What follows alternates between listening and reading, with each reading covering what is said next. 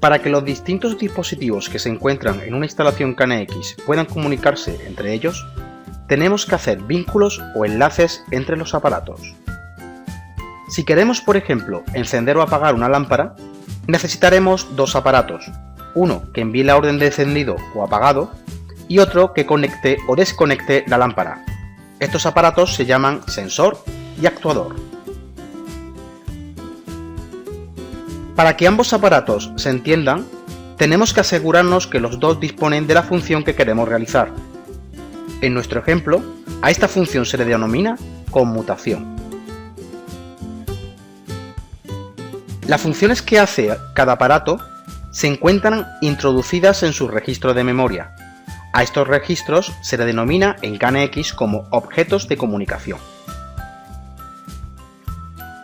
La forma de hacer que dos aparatos se entiendan entre ellos es mediante la unión de los objetos de comunicación, pero con la precaución de que estos objetos tienen que tener el mismo tamaño de bits. Estos bits transmiten la información de la orden de encender o apagar la lámpara, de nuestro ejemplo.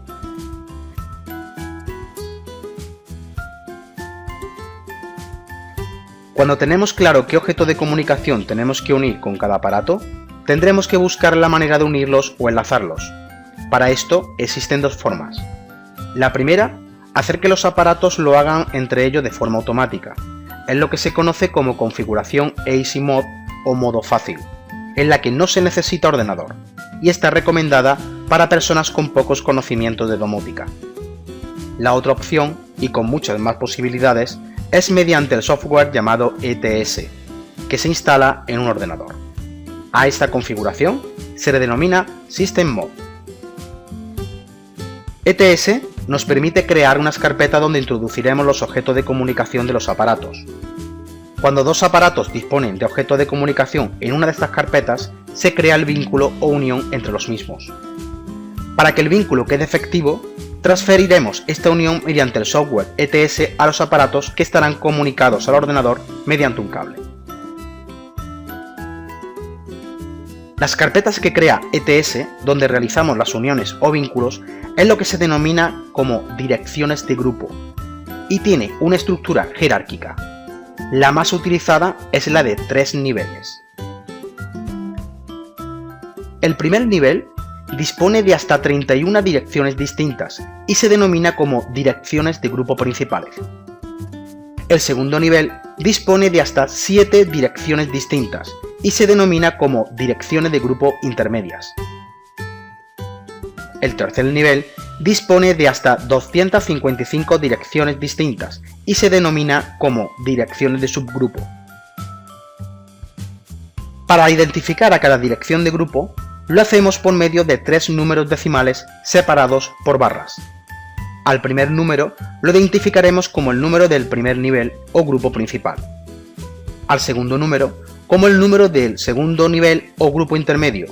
Y el último número será el del tercer nivel o subgrupo. El establecer una jerarquía de 3 niveles nos permite crear una estructura clara de todos los vínculos entre aparatos. Para que lo podáis entender claramente, imaginaros un hotel de 4 habitaciones, cada una de ellas con circuitos de alumbrado, fuerza y clima. Ahora vamos a crear las direcciones de grupo para hacer los vínculos entre los aparatos de la habitación número 1.